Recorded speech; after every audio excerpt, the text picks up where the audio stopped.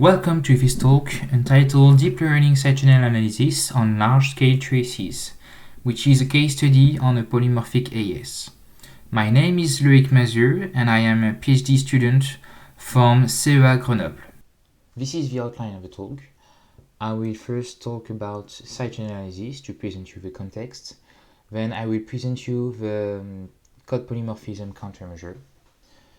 I will then give you some settings about the methodology we use for our security evaluation, and then I will give you the results and the conclusions of our work. What is side-channel analysis? In classical cryptanalysis, an attacker is supposed to recover the secret key of an encryption system based on the couples of plain text and ciphertext used by the target. In side-channel analysis, the attacker may have a physical access to the target device. And it turns out that depending on the values of the key that is used to process the encryption, the target may emit some physical measurement depicted on the right, such as the power consumption of the target, the sound, the time, or the electromagnetic irradiation emitted at the neighborhood of the target device. What is interesting with side-channel attacks is that an attacker can recover the key in a divide and conquer strategy by targeting byte-wise intermediate computations, and this has the effect to drastically break the complexity of a cryptanalytic attack. So why should you be concerned about side-channel attacks? Side-channel attacks represents a huge stake for widespread devices. Nowadays, lots of cryptographic primitives are embedded into electronic devices, and those devices are widely spread all around the world. For example, you use it in your smartphone, in your credit cards, or any IoT device you could use on a daily basis. So to tackle this threat, we need two things. First, we need security guarantees. We need to evaluate the security of a product against such attacks. And second, we need some recipes, some countermeasures that could mitigate or annihilate the threat represented by such attacks. These two key points are materialized in the French certification scheme by two rules. First, the developer, and second, the evaluation security lab. And by the way, this work is actually a joint work between two labs of CEA. The first one is the LIST, who acts here as a developer by conceiving some countermeasures to protect the code with Nicolas and Damien.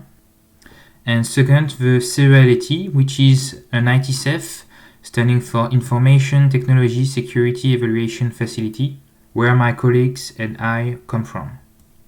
So actually the goal of this collaboration is for the ITSEF to provide some evaluation security with some insights about the efficiency of the countermeasures developed by the CEA list. So how to protect implementations against SCA? So suppose you have a part of a cryptographic primitive, here denoted by C, which takes as input a plain text P, or at least a chunk of plain text P, and a key chunk K. This operation will output an intermediate computation denoted by Z, and will emit some side-channel measurements denoted by X.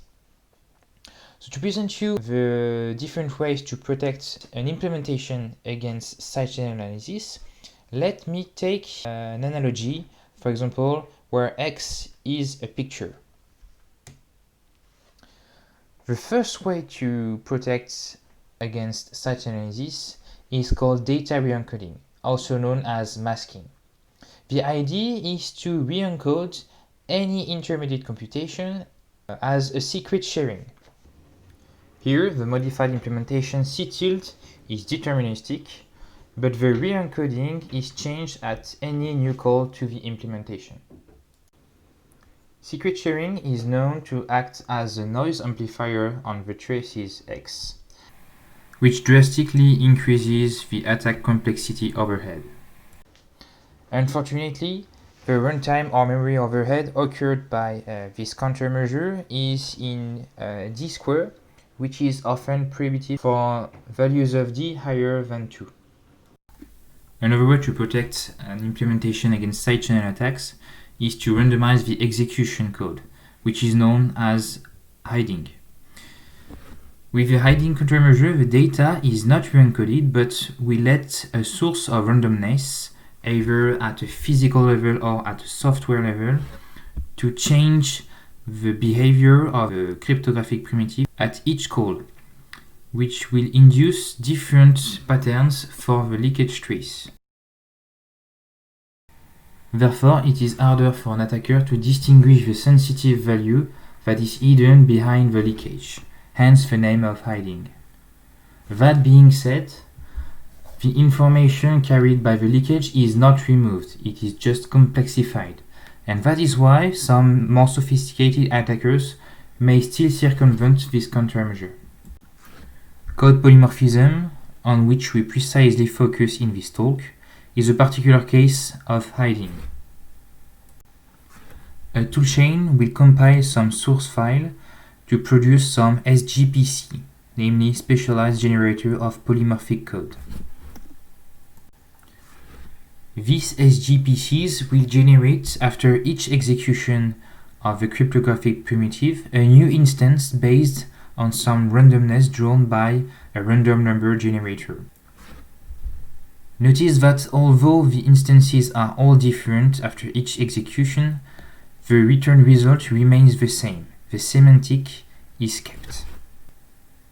The SGPC acts as a machine code level by applying specific code transformations to the instructions, for example by shuffling some registers, shuffling some independent instructions, insert semantic variants of the same instruction, or simply by proceeding useless operations. Therefore, code polymorphism can efficiently protect a software implementation against layman attacks, as shown by this plot from Belleville et al., where an unprotected AES implementation is broken within 500 traces without protection, whereas with code polymorphism, the same implementation requires more than 5 million traces to recover the secret key. The problem is that hiding, as I said, can most of the time be defeated by more sophisticated attacks, such as with trace realignment or with convolutional neural networks. Since code polymorphism is a particular case of hiding, it is also likely to be defeated by such attacks. On the other hand, the literature about CNN-based SCA is very recent. Such attacks has only been tested on small trace, which is to say on trace with less than 5,000 time samples. Interestingly, code polymorphism induces a side effect. Since it is an automated tool, it applies hiding at a pervasive way on all the implementation to protect, which has the effect to enlarge the target window to typical values of 100,000 time samples. It is not clear nowadays whether CNN-based attacks can succeed on such large-scale traces. So this is the challenge we would like to address with this work. So let me just remind you how CNN attack works. The idea is that you have a clone device, which is called an open sample, which behaves similarly to the target device, but the only difference is that you know the secret key that is stored inside. Thanks to this clone device, also called open sample, you can do what we call a training phase or a profiling phase, in which you will acquire many traces, denoted by xi here, and you will know the value of the sensitive intermediate computation that is carried during the processing of the cryptographic primitive. Thanks to that, you can proceed what we call a supervised learning phase, a supervised learning training, which consists to applying a model F. F here is a CNN, depending on the input X, which is the trace, and that will output some scores, a score vector Y. Then, based on Y, and the expected value of y, which is z, you can compute a loss function, which quantifies dissimilarity between the scores y. Actually, there is one score for each hypothetical value of z, and the expected value of a targeted intermediate computation. Actually, the model is parameterized by a parameter vector theta here. The training consists in minimizing the loss function with respect to this vector theta. This training will improve the capacity to predict the right value zi based on the leakage xi. And once the training phase is done, you can proceed the attack phase as itself. In the attack phase, you target the real device, but the key is not known. The goal is to recover this secret key. So how to do that? You will acquire several traces on the target device, and for each trace, your trained CNN will output a score vector. Then you will combine the scores thanks to a mathematical tool called a distinguisher. And this distinguisher is supposed to emphasize the right value of a secret key for a given number of attack traces. And obviously, the more traces you acquire during the attack phase, the more likely you will recover the right value of a secret key. The problem with this training procedure is that some of the parameters, called hyperparameters, cannot be optimized and must be directly selected by the operator. So how to cleverly fix these values? This is the discussion of this slide. In sidechain analysis, most of the CNN architectures used are inspired from DL-based computer vision. But the problem is that computer vision and sidechain analysis are two different problems. Here is why. First, computer vision and sidechain analysis have one common point, which is that the semantic of the data is invariant to small shifts. That is why this is still sound to get inspiration from DL-based computer vision. However, there are other differences, such as the data format. For example, in image recognition, you proceed some 2D pictures, whereas in SCA you have only 1D data, which is a time series. Likewise, the structure of the data is a bit different. In image recognition, you have some hierarchical structures. For example, if you want to recognize a face is made of 2 eyes, 1 mouth, 1 nose, 2 ears, and those elements are themselves composed of elementary shapes. Meanwhile, in SCA, the data structure is very different. The information is very localized on a few points, on a few time samples, and is very sparse. And that's why maybe the properties of the CNN architectures must be modified accordingly. Another difference is that, for example, on some picture, the noise may be very low. Some pixels in a picture may be noisy. However, the information is very redundant. Whereas in SCA, the noise may be possibly high because you have side channels. And finally, the decision in the two programs is very different. In image recognition, you have to recognize a class, for example, an object, directly from one picture. So this is a hard decision based on the scores output by the CNN. On the contrary, in SCA, the decision is soft. You will combine some scores, different scores, several scores, to build the final decision. The problem is that most of the guidelines in the SCA literature are based on CNN architectures, for example VGG, which are in turn inspired from computer vision. And if we would directly translate those guidelines in our problem, it would result in a 17-layer VGG-like CNN architecture, which is known to be hard to train. So, two solutions to circumvent this problem. Either you can use more depth-friendly architectures such as ResNets, and some teams in the SCA community started to explore this way. Or you can, and this is our proposal, you can adapt the CNN architecture to take into account the particular properties I previously described, I previously detailed accordingly. So here are a few key elements of our design architecture. I won't get into many details.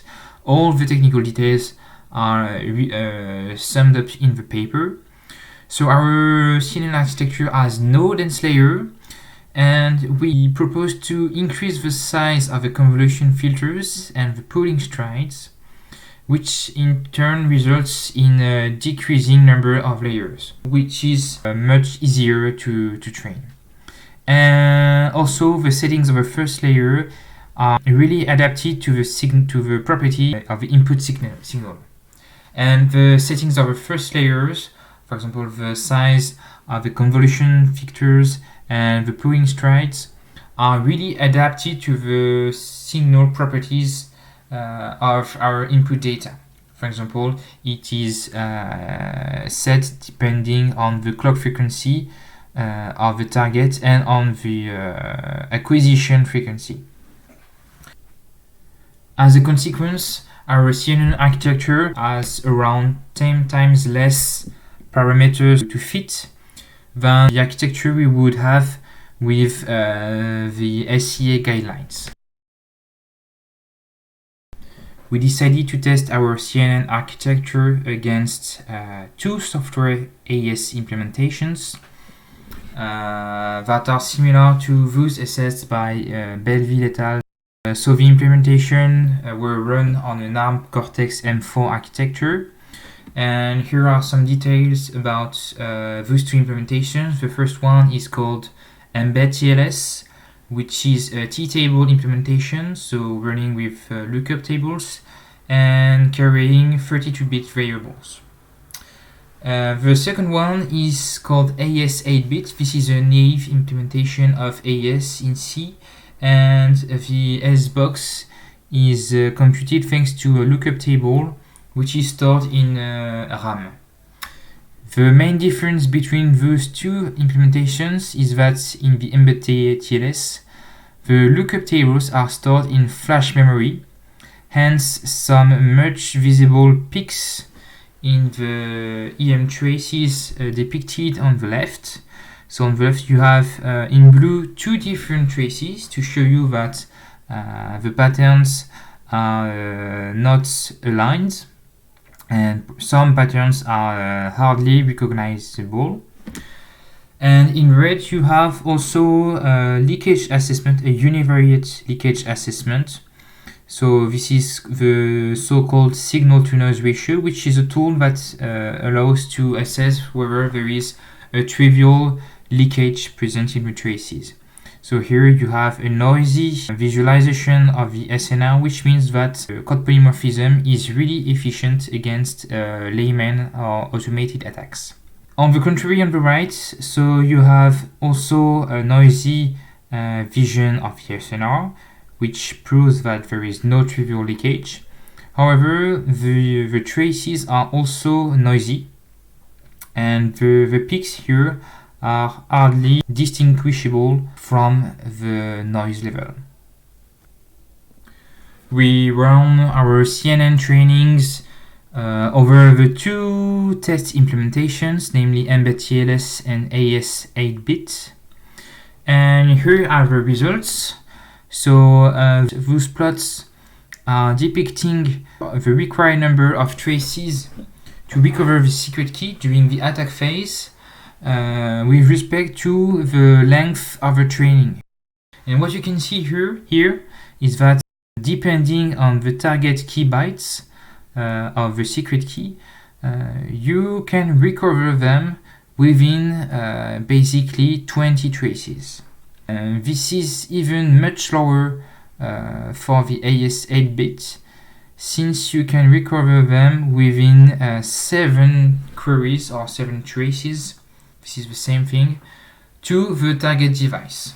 So basically, if you are allowed to do 7 queries to the target device, you can break it. But what is more interesting is the comparison of our CNN attacks with other classes of attacks that are presented in the paper. I will not fully describe those attacks, the technical details are in the paper, but what is interesting is the 2 observations we can make based on this table. First, our CNN attacks are the best attacks among the tested ones, and second, the performance is independent from the target secret key byte, whereas with other attacks, we had some weaknesses against some specific key bytes. As a conclusion, from a developer's point of view, code polymorphism remains sound against every attack investigated in this work except CNN attacks. No configuration of code transformation has been found yet to protect efficiently against CNNs. This is actually a work in progress with our 2 labs. Maybe a good track of improvement would be to combine the hiding countermeasure with code polymorphism with automated data re-encoding. This is also under investigations now. And from the evaluator's point of view, we have several conclusions also. CNNs can work on large-scale traces, especially against hiding countermeasures. If this is not necessary to use complex architectures such as ResNet, we haven't tested them. They are likely to work. However, we show here that it is not always necessary to only focus on those CNN architectures. And finally, this is somewhat the takeaway message from this talk. Deep learning-based SCA is very different from deep learning-based computer vision. We have different signals with different properties, so we must use different CNN architectures accordingly. Thank you for your attention, and if you have questions, I would be delighted to answer either directly or you can reach me by mail.